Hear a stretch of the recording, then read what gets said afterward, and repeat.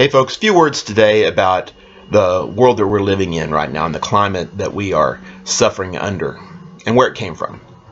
It strikes me as someone who loves history and has read a fair amount of it.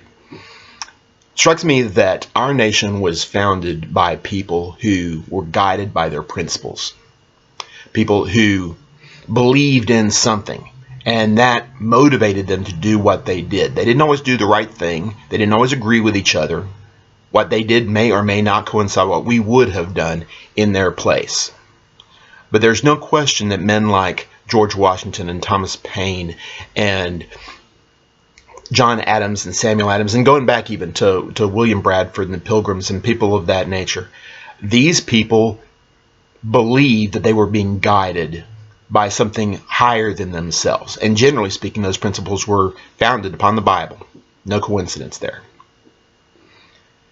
And that principle guided this nation as it was built for the first several centuries, on into the 19th century with Frederick Douglass and Harriet Tubman, Abraham Lincoln and Robert E. Lee both, on into the 21st or 20th century with Theodore Roosevelt and people of that nature. And at some point, we lost our way. At some point during the 20th century, we ceased to be guided by our principles fundamentally. And we began being guided by our fears. Our fear of another Great Depression, a fear of another world war, a fear of the communists, a fear of nuclear annihilation, environmental holocaust, terrorism, drugs, whatever it happened to be at any given time. We were convinced to temporarily put aside our principles to take care of an immediate, urgent matter. And we were wrong when we did that.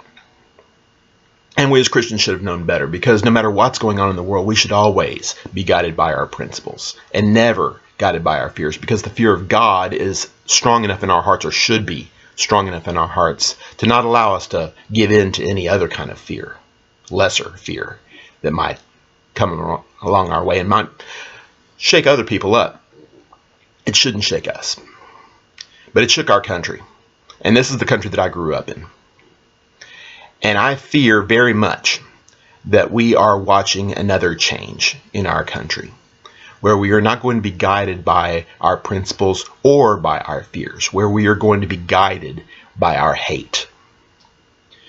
And you ask me, is that different? Yes, it's different. Is it worse? Yes, it's worse. It's much worse. The reason it's worse is this. Fear is a temporarily putting aside of principles. The assumption is you're always going to get back to your principles.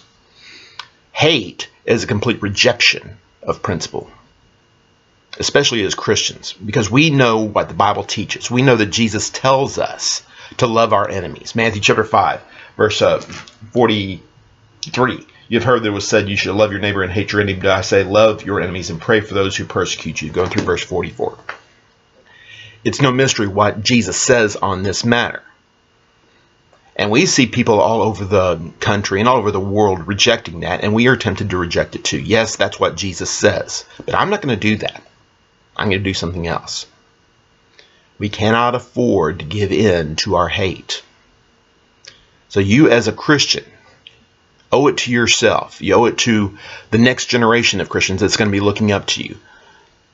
You owe it to yourself to love your neighbor, to love your enemy, to love your government, to love your brethren, to not be swayed by the things that are swaying more and more people around us. I realize that it's a very hate-filled world that we're living in. You don't have to be a part of that. You have to be in it, but you don't have to be of it. You can rise above it if you choose to do so. Don't hate the Muslims. Don't hate the homosexuals. Don't hate the people who are on a different political party. Don't hate guns. Don't hate anything. Love your neighbor. Love your enemy. Love the Lord. And look forward to heaven. where these kind of things aren't going to be a problem anymore. And that's said with all the love in my heart. So God bless.